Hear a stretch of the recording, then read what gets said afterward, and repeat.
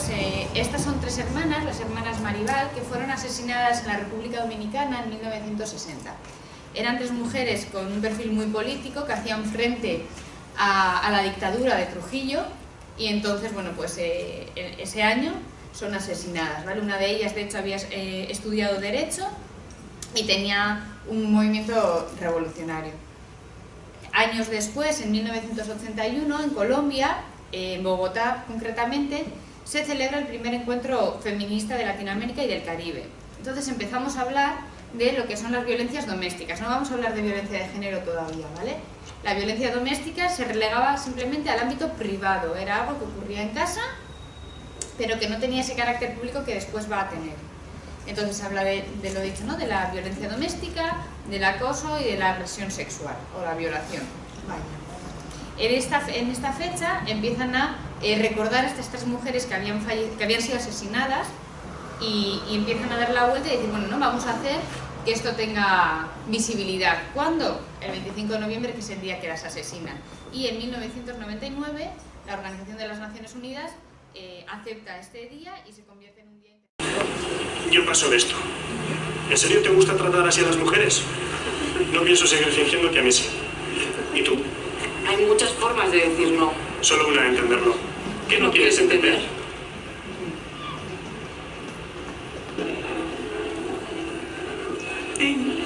Sí, te hablo a ti. He dicho no. Ni puede, ni más tarde. No. Él parece que no lo entiende. ¿Y tú? Hay muchas formas de decir no. Solo una de entenderlo. ¿Qué no quieres entender? Al final está un poco, ¿no?, enmarcado en esta nueva ley que acaba de salir de las agresiones sexuales. Yo no sé si fue el año pasado o hace 2 años, se intentó visibilizar el colectivo de mujeres mayores que sufren violencia. Cada año se va cambiando la temática, pero siempre, ¿no?, la idea es que existen, o sea, violencias contra las mujeres por el mero hecho de ser mujer. Entonces, en 2004 aparece aquí en España la ley que nos va a dar un paraguas legal para explicarnos o decirnos qué es la violencia de género y qué es punible y qué no lo es, ¿no? Entonces nos dice, ¿qué es la violencia de género? Es la manifestación de la discriminación, situación de desigualdad y relaciones de poder de hombres sobre mujeres que se ejerce sobre estas por parte de quienes sean o hayan sido cónyuges o de quienes estén o hayan estado ligados a ellas por relaciones similares de afectividad, aún sin convivencia. Es decir, cualquier pareja o expareja es lo que que ejerce violencia, es lo que va a entender la ley, que es violencia de género. Esto no significa que haya otro tipo de violencias contra las mujeres, agresiones sexuales, delitos contra la libertad sexual en general, violencias en el ámbito familiar, ¿vale? ¿Qué pasa? Que cuando hay este tipo de relaciones hay una situación de poder del hombre sobre la mujer y es el poder, el hecho de ejercer poder, lo que le va a llevar al hombre a ejercer la violencia sobre las mujeres o sobre la mujer. ¿Por qué pasa esto? Porque vivimos en una sociedad machista, en una sociedad donde el hombre tiene por ley, por contrato social, ¿vale?, unos derechos sobre las mujeres. Hasta hace relativamente poco una mujer, seguro que algunos de vosotros igual lo habéis visto, no podía tener cuenta bancaria abierta a su nombre o necesitaba del permiso del hombre para conducir o para hacer mil historias. Entonces, bueno, pues con esta ley se intenta que estos hombres tengan menos poder, no es la panacea, pero bueno, por lo menos tenemos algo que nos pueda proteger. ¿Qué comprende? Comprende todo acto de violencia física, psicológica, incluida lo que decíamos, ¿no?, las agresiones a la libertad sexual, amenazas, coacciones. Seguro que todas y todos conocéis a alguna mujer que en mayor o menor grado haya pasado por esto. ¿Qué tipos de maltratos hay? Vamos a concretarlos un poco, ¿vale? Está el maltrato físico. Cuando hablamos de maltrato físico, no solo hablamos del puñetazo, del tortazo, del empujón, sino que hablamos de hombres que, sobre todo, porque tenemos que tener claro que esta violencia, la violencia de género, se da sobre todo en el ámbito familiar, en el ámbito doméstico, dentro de casa. ¿Por qué? Porque la mujer está más aislada, ¿no? Nadie te escucha, o parece que nadie escucha, porque parece que los vecinos están sordos, ¿no?, o las vecinas. Entonces se aprovechan de esa situación de soledad, porque también intentan aislar a la víctima de todo su entorno, para ejercer esta violencia. Entonces, os resultará ¿no?, natural escuchar a una mujer que dice, no, pues si es que en la calle es maravilloso, donde me agrede es en casa, ¿no? ¿Cómo me van a creer, no? Si hablamos del psicológico, ¿cómo me van a creer si me insulta en casa, me amenaza en casa? No voy a tener pruebas, ¿no?, de cara a poder denunciar. Pues no es por eso. Entonces, ¿qué pasa en casa? Puede haber también lanzamiento de objetos, golpes en la puerta, puñetazos a la pared. Todo esto también es violencia física, ¿vale? El maltrato económico, mujeres mayores y no tan mayores que no tienen acceso a sus cuentas, que ellos controlan todos los dígitos, ¿no?, de las contraseñas para entrar a las cuentas bancarias. Hombres que no permiten que sus mujeres, bueno, sus parejas, trabajen. ¿Por qué? Porque la dependencia económica es uno de los motivos para seguir anclada en esa relación de maltrato, ¿no? Me has aislado de mi familia, me has aislado de mis amigas, encima no tengo un duro. ¿A dónde voy? Lo único que me queda es aguantar, que luego veremos, aguantar para que, bueno, pues esto sea algo un poco más llevadero, ¿no? Veremos que hay soluciones o hay alternativas a esta situación, ¿vale? La denuncia es una, pero no tiene por qué ser siempre la denuncia, porque es un proceso largo, es un proceso tedioso, y bueno, siempre tenemos que adecuarnos a las necesidades de la mujer. El maltrato sexual, bueno, aquí ya no, es como ni entrar. ¿Por qué? Porque dentro de la pareja parece que hemos naturalizado el hecho de que la pareja nos pueda violar, nos pueda agredir sexualmente. Una agresión sexual es tan sencillo como tengo que mantener relaciones sexuales con él, porque si no las mantengo se va a enfadar.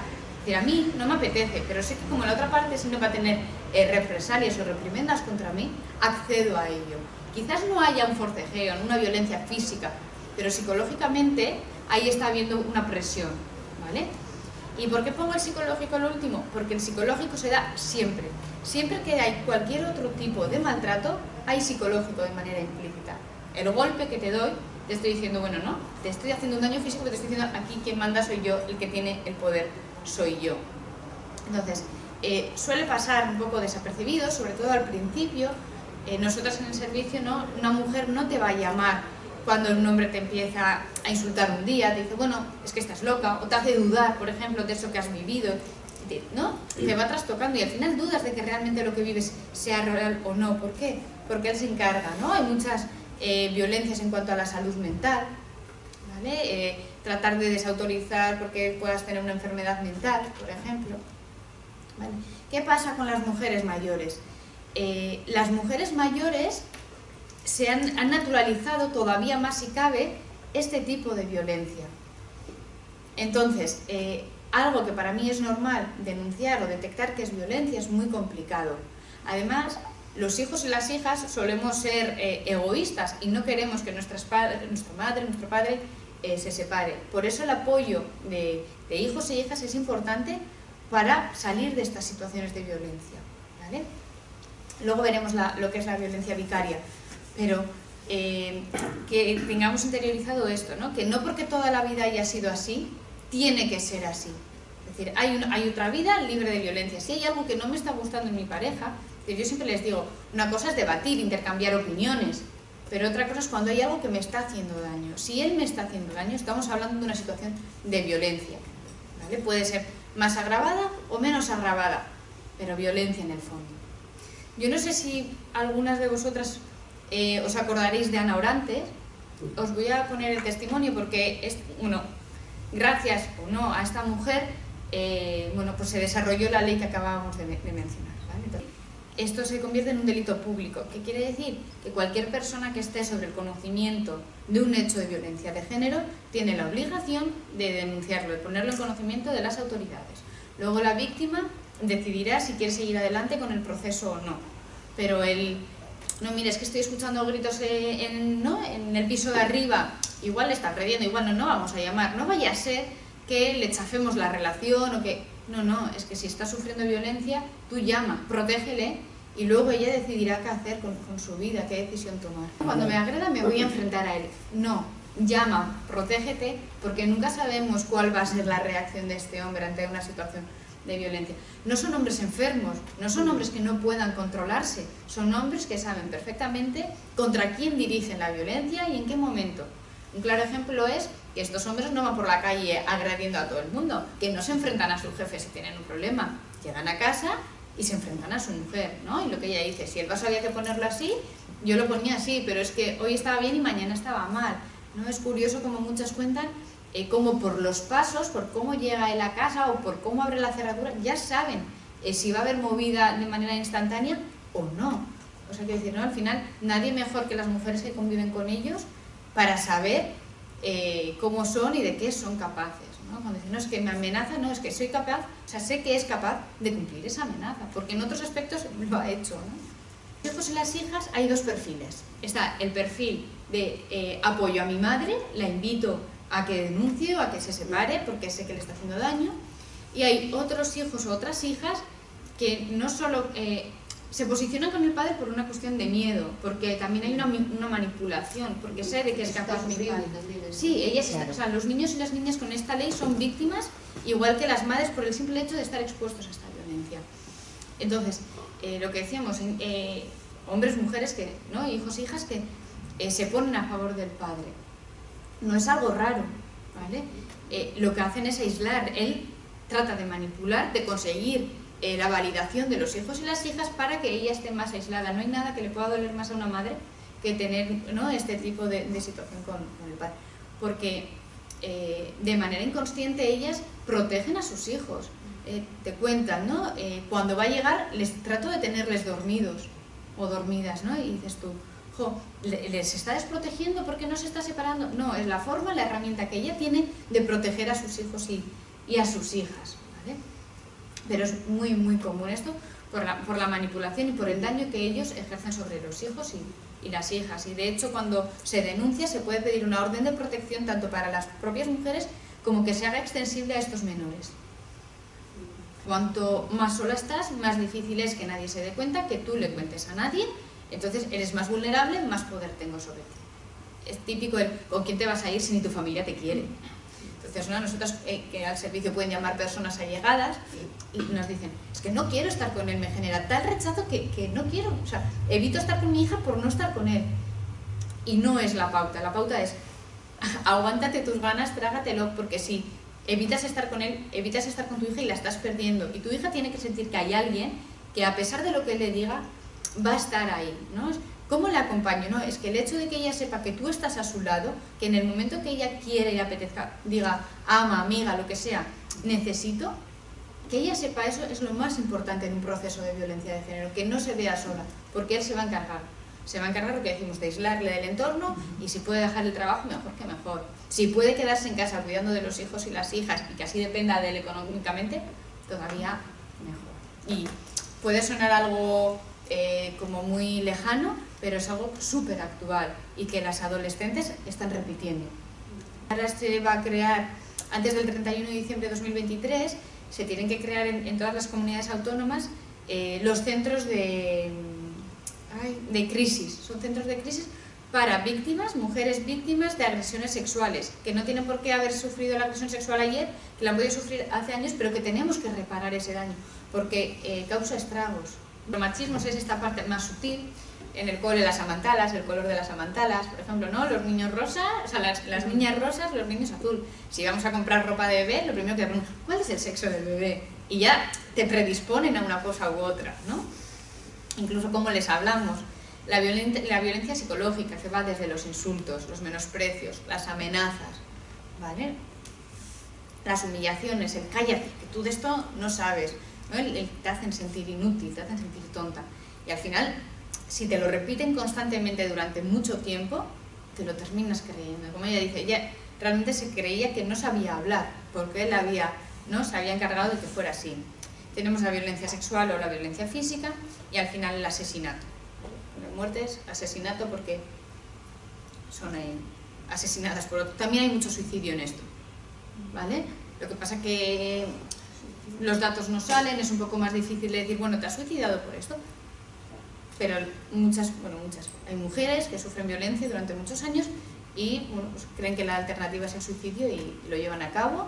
Algunas lo consiguen y otras se quedan en intento, pero no es algo inusual.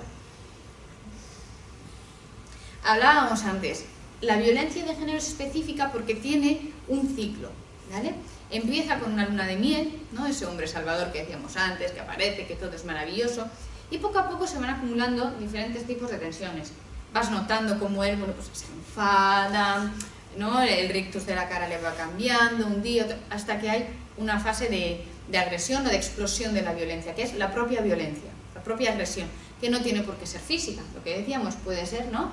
Me empieza a insultar, me llama de todo, me amenaza que me va a matar, que voy a salir con los pies por delante, que va a hacer no sé qué contra mis hijos. Y luego viene otra vez la frase de luna de miel que Ana ya lo detectaba, ¿no? Decía, bueno, pobre, porque ha sido sin querer, no va a volver a pasar. Bueno, ¿no? Pues ellas creen realmente que ese hombre va a ser siempre así de bueno, porque él se encarga de engañarle a ella de esa manera. Porque si todo el rato es malo, la cabeza te dice, huye. Pero estos momentos que están controlados por él, que son buenos, porque realmente son buenos, se aferran a la idea de que eso va a ser siempre así. Lo que hay que saber es que esta fase, con los años, termina desapareciendo. Y entonces va a ser acumulación de tensión, agresión. Y las agresiones cada vez van a ser mayores, más intensas, porque lo que ahora le vale, mañana no le va a valer. Es decir, yo ahora te insulto y te amenazo. Cuando tú, como mujer, bueno, has hecho ya caso omiso, has asumido que eso es así, la escalada de violencia tiene que ir a más porque él tiene que buscar nuevas formas de ejercer control. ¿Cuándo pasa esto? Momentos de denuncia, momentos de divorcio, que ellas huyen. Y él dice, ahora tengo que buscar otras vías de seguir ejerciendo ese control. ¿Qué hacen? A través de los niños, por ejemplo, las custodias compartidas. Ahora te dejo al niño, ahora no te lo dejo. Ahora te lo doy 5 minutos antes, ahora más tarde. Oye, ¿dónde estás? ¿Que se ha puesto malo? Y te lo llevo. No, pero no es una custodia compartida. Pues hazte cargo del niño o de la niña cuando a ti te corresponde, que para eso eres un padre supuestamente, ¿no?, adecuado. Que hay que decir que estos hombres que agreden a las mujeres no son buenos padres nunca, porque están exponiendo y están causando un daño a sus hijos y a sus hijas por el mero hecho de ejercer esta violencia. ¿Vale? ¿Sí? Consecuencias, lo que decíamos, las consecuencias mortales, ¿no? El asesinato o el suicidio. Y las consecuencias no mortales.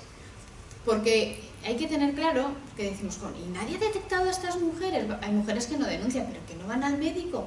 Pues muchas veces se va al médico por causas muy inespecíficas que los sanitarios o las sanitarias no relacionan, pero que responden a situaciones de violencia de género. Hoy me duele la cabeza, mañana me duele la tripa, tengo jaquecas, me duele un riñón. Son como síntomas que no corresponden a ningún tipo de enfermedad, pero que están somatizándose en el cuerpo y corresponden a situaciones de violencia de género. Por eso es importante cuando se va a los centros sanitarios poder acudir sola o con una persona que realmente sea de tu confianza y no de la persona. Pero ellos se encargan de acompañarte para controlar lo que le dices, si no al médico o a la médica. Entonces hablamos de baja autoestima, porque él nos la ha quitado y nos la ha dañado. Desesperanza con respecto al futuro, ¿no? Eso que decimos, ¿qué va a ser de mí? Si yo me separo de este hombre, ¿a dónde voy a ir? ¿Quién me voy a querer? Porque encima me veo fea, siento que no valgo para nada. Trastornos del sueño, de la alimentación, no es raro ver mujeres, ¿no?, con bulimias, con anorexias, derivadas todas de la ansiedad que genera el estar expuestas a esta violencia. Trastornos de atención y de memoria, mujeres, si es que me lo acabas de decir y no retengo, no sé qué me has dicho, ¿me lo puedes volver a repetir?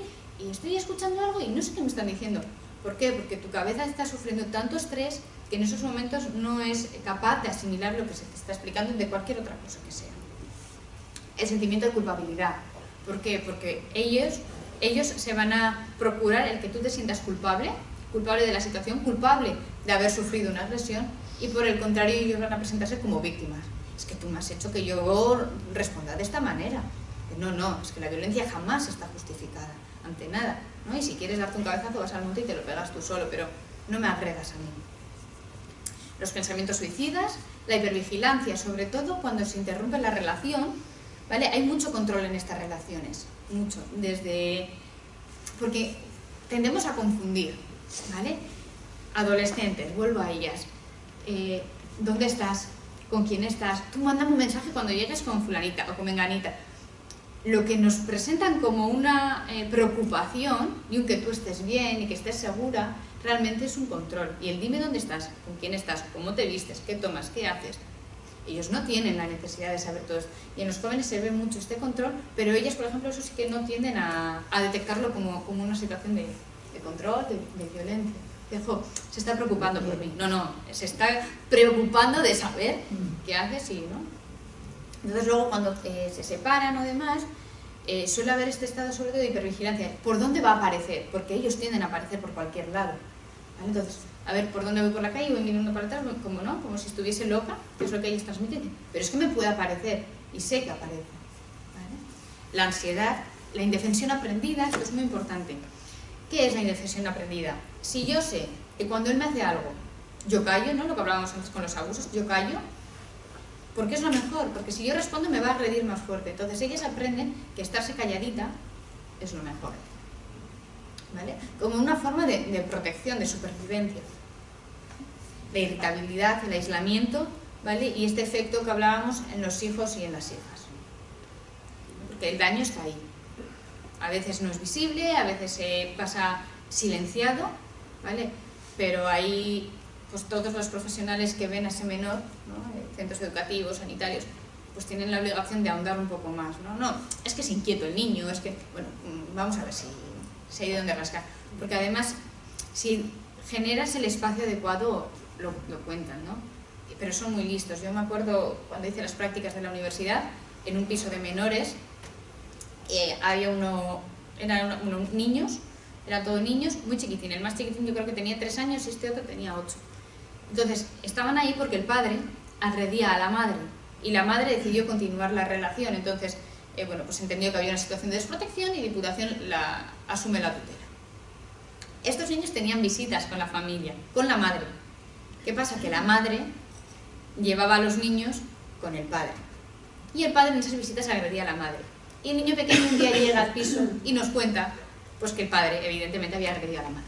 ¿Qué hace el otro niño? Dice, cállate, porque si estas se enteran, no vamos a ir nunca con Aita y con Ama. Porque el deseo del menor es estar con su padre y con su madre, porque son sus referentes. Si no tenemos buenos referentes, ¿no? Quiero decir, y esto hace mucho daño en estos menores.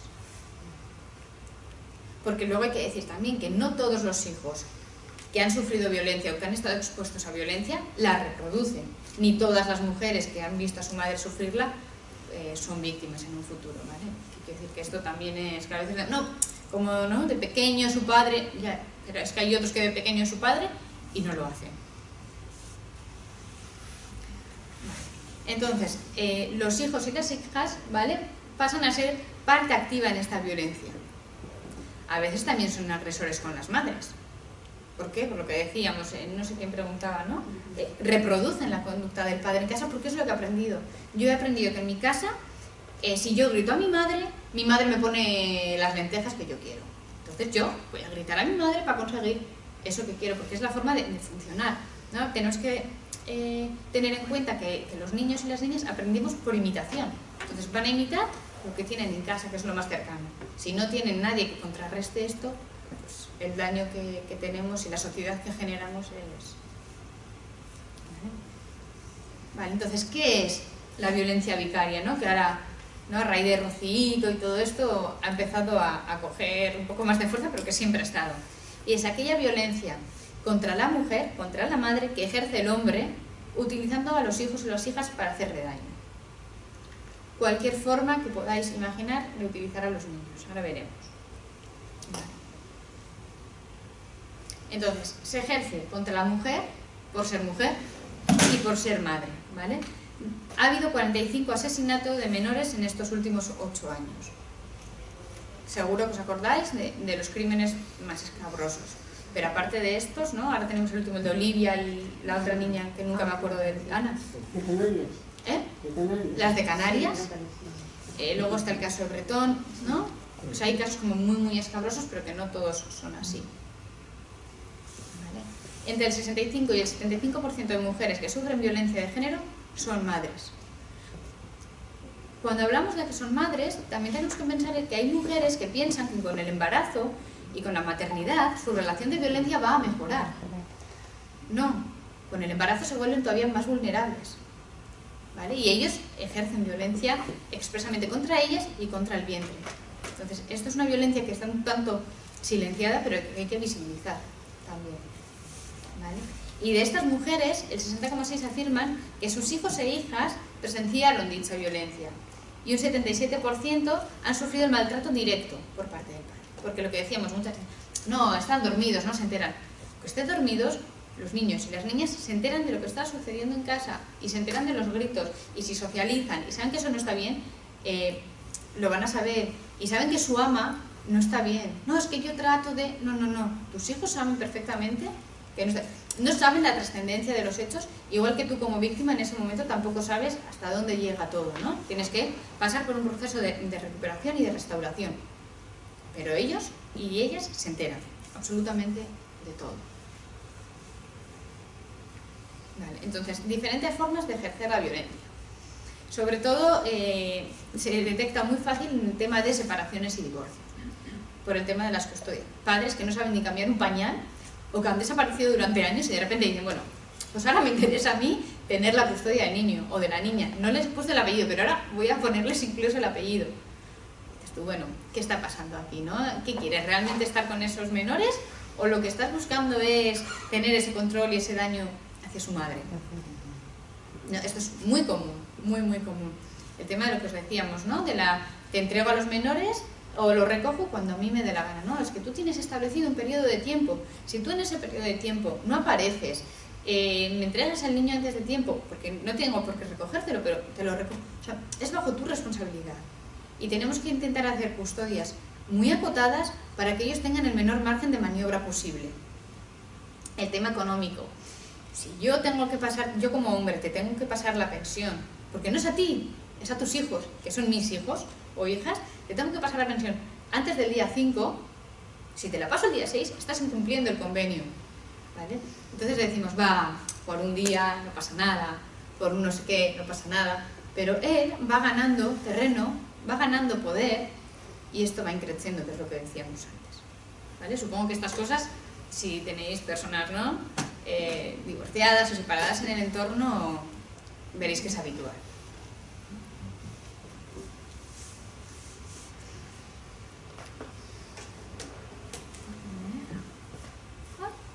Se ha quedado así el ordenador. Entonces, ¿qué sucede?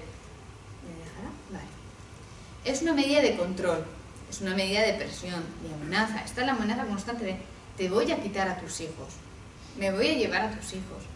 Y lo hacen, pero lo hacen de una forma porque ellos saben cuál es el límite de la legalidad y juegan con ello. Entonces, si yo te tengo que entregar el niño a las 7, son las 7:15, no te entrego al niño y encima no te cojo el teléfono. ¿Para qué? Para que tu miedo, tu incertidumbre sea mayor. Quizás el niño esté súper bien atendido, o no, pero juegan con eso porque saben la desesperanza que genera en la mujer. ¿Cuándo sucede? Sucede durante la convivencia, ¿no? Porque tu madre, porque fíjate tu madre, porque por culpa de tu madre se ha roto la familia, esto es muy común, por culpa de tu madre ahora yo he perdido dinero o no puedo llevarte a no sé dónde. Y luego en la posconvivencia, todo lo que comentábamos, pues con el tema de custodias, de convenios, padres que pues, no van nunca al pediatra, que nunca van a las reuniones de la escuela, pero que de repente empieza un proceso judicial y aparecen por todos lados y dices tú, bueno, ¿y esta hora dónde estabas? Y en situaciones, sobre todo eso, de violencia judicializada y violencias que todavía no han salido a la luz. El tema de lo que decimos, de divorcios, convenios reguladores, es súper potente todo el tema de la violencia, lo que se les hace sufrir a los niños, ¿no? La cuestión de lealtades. Esta pregunta inocente que hacemos a los menores, ¿a quién quieres más? ¿A Aita o a Ama? El daño que les hacemos es terrible. ¿Y por qué tengo que elegir entre mi madre o mi padre? Ellos les ponen en esta tesitura y el mensaje que reciben es que su madre es mala, que su madre les hace daño, que su madre pues bueno, pues no se ocupa de ellos, se despreocupa, es bueno, ¿vale? Entonces, ¿qué consecuencias tiene tanto en los menores como en las madres? ¿Vale? Bueno, es lo que decíamos, ¿no? El mayor daño que puede sufrir la madre, ¿no? No hay nada como que te toquen a tus hijos o a tus hijas, ellos lo saben y van por ahí, ¿vale? ¿Qué genera? Genera estrés, porque decimos la ansiedad, el miedo, la soledad, ¿no? Porque muchas veces vas con estas cosas a tu entorno y dices, eres una exagerada, y dices, bueno, pues igual por un día, no, es que esto, ¿no? Es así, muchas piden ayuda incluso porque en las entregas y recogidas de menores son momentos que ellos aprovechan para ejercer esta violencia. o niños que vienen con el padre, pues ¿no? De aquella forma, sucios, sin los deberes hechos, con la fiebre porque han tenido fiebre el fin de semana y no se le ha ocurrido llevarla al médico. Bueno, pues quiero decir, esto genera mucha soledad porque luego, lo que decimos, el entorno tiende a no creer, a invisibilizar esto, ¿no? De decir, bueno, venga, aquí hay algo que no está funcionando, vamos a ayudarte, ¿no? Dificultades somáticas y la inseguridad que hablábamos antes, ¿vale? ¿Qué pasa con los procesos judiciales? Que son muy largos, o sea, un proceso judicial de estas características puede llevar años incluso, porque también te va a obstaculizar todo lo que tú quieras llevar a cabo, ¿vale? Pero se ganan, se consiguen, quiero decir, ¿no? A eso sí, cuesta, ¿verdad? Pero conflictivos o divorcios conflictivos, lo que nos están diciendo es, hay una situación de violencia real y que nadie está queriendo detectar como tal. O sea, mediación familiar, la mediación es el gobierno vasco, vamos a ver, tiene un servicio que es mediación familiar. ¿Quién va a mediación familiar? Familias, matrimonios, que se quieren separar de una forma amigable, sin tener que andar con abogados y abogadas de por medio. Entonces, bueno, vamos a llegar a un acuerdo. Muchas parejas o mujeres que sufren violencia de género se ven en estos procesos. Las mediaciones jamás se pueden realizar en este tipo de casos, ni en ningún tipo de caso donde haya una figura de poder sobre otra, porque la mediación parte de partes iguales. Si una tiene un control sobre la otra, no hay mediación posible. La ley lo dice, pero se sigue haciendo. Y ellas creen que es lo mejor, ¿no? Renuncio a esto, renuncio al otro, por esa indefensión aprendida, renuncio a todo porque creo que él va a parar, me va a dejar en paz. Y no es verdad. Él lo que va a decir es, bueno, ¿y ahora de dónde puedo tirar para seguir ejerciendo esa violencia y ese control?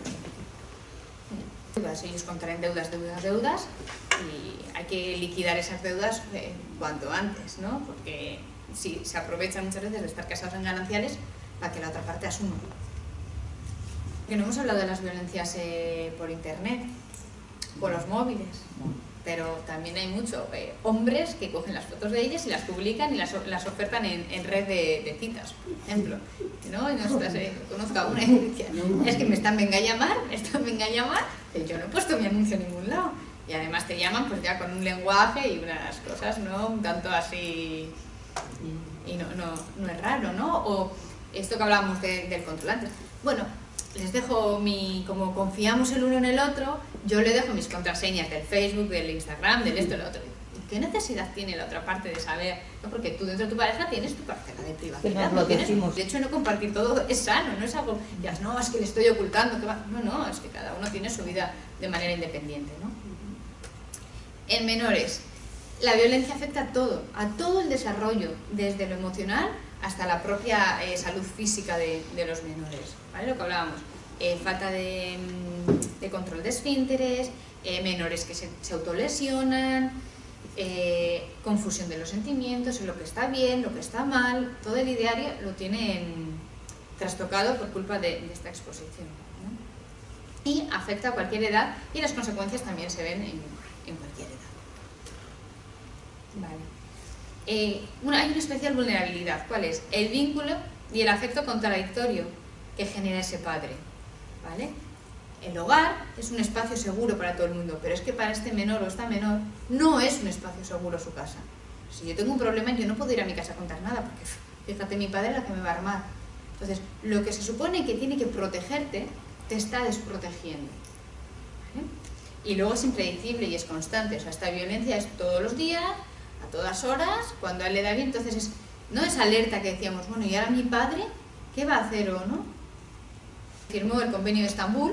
Entonces esta última ley del sí es sí viene un poco a modificar la legislación y adecuarnos al Convenio de Estambul, que este convenio lo que insta a todos los estados es a entender todas las violencias contra las mujeres como violencias machistas. Es decir, que todas tienen que ser protegidas y castigadas por la ley. Y luego tenemos la ley de infancia, ¿vale?, que viene a ser más protectora con estos menores, ¿vale? Y ahí se recoge también pues, esta violencia vicaria y obliga a todo el mundo, otra vez es una ley pública, a todo el mundo que conozca una situación o una posible situación de violencia, de desprotección, a ponerla en conocimiento de los servicios sociales o de las fuerzas de seguridad, ¿vale? Es decir, si yo sé que mi vecino del tercero no le está dando de comer al niño, o sé que está sufriendo una situación de violencia, yo tengo que avisar. Ya quien tenga que hacer, hará, investigará y dirá, bueno, pues sí, mira, hay una situación de desprotección o no. Pero yo como ciudadana tengo la obligación de denunciar, porque es la única forma que tenemos una vez más de proteger a esos menores. Entonces, ¿cómo podemos ayudar, ¿no? o detectar todo esto? Bueno, pues a través de una mirada con perspectiva de género, ¿no? Estas gafas moradas de las que siempre se habla, poner y decir, bueno, no, el feminismo, ¿aquí qué está pasando? No podemos pasar por alto, ¿no? Yo el otro día en el supermercado, una le decía a una niña, hizo una pregunta a la chica de la pescadería, es que tus preguntas son imbéciles. Bueno, a ver, es decir, ¿lo pasas por alto? No, o sea, es una situación de violencia. ¿Por qué le estás enseñando a la niña que no puede preguntar, que la curiosidad no es buena? Es decir, ¿cómo hablamos a nuestros hijos o a nuestras hijas, ¿no? Y lo oyes y dices, va, no pasa nada, es algo insustancial. No, esto está generando un daño en estos menores, ¿vale? La implicación, lo que decíamos, responsable de todos los poderes, ¿vale? Se recomienda poder agilizar los trámites, es decir, no puede ser que un caso de un abuso o una agresión sexual ahora pueda llevarnos un año o más en el juzgado y ella tener que seguir viendo a su padre que le ha agredido sexualmente. No tiene ni pies ni cabeza y sucede, ¿no? Porque están saturados o por lo que sea, pero eso no exculpa al daño que se le está exponiendo a la menor. Un abordaje interdisciplinar, psicólogas, educadoras, médicos, sanitarios, ¿vale? Cumplir con la ley, que muchas veces no se cumple con la ley para lo bueno y para lo malo. Una mayor vigilancia, ¿no? Desde el sistema de protección, la prevención, ¿vale? Y de modelos androcéntricos, es decir, que el hombre deje de estar en el centro de todo. Nosotros si vamos al médico porque nos ha dado un infarto, nos dice los síntomas son pum, pum, pum, pum, pum. No, los síntomas para una mujer son diferentes que para un hombre. Las dosis de medicación para una mujer son diferentes que para un hombre. Esto no nos lo dicen, pero es así. Y tenemos que intentar, ¿no?, combatir todas estas cosas. Aumentar los recursos, ¿vale? Incrementar en padres maltratadores la perspectiva de paternidad responsable, que no la tienen ni se espera, y hacer mucho hincapié en la educación, ¿vale? Entonces, un lema, pues bueno, pues poder permitir a la infancia vivir su infancia y no imponerle, ¿no?, la violencia.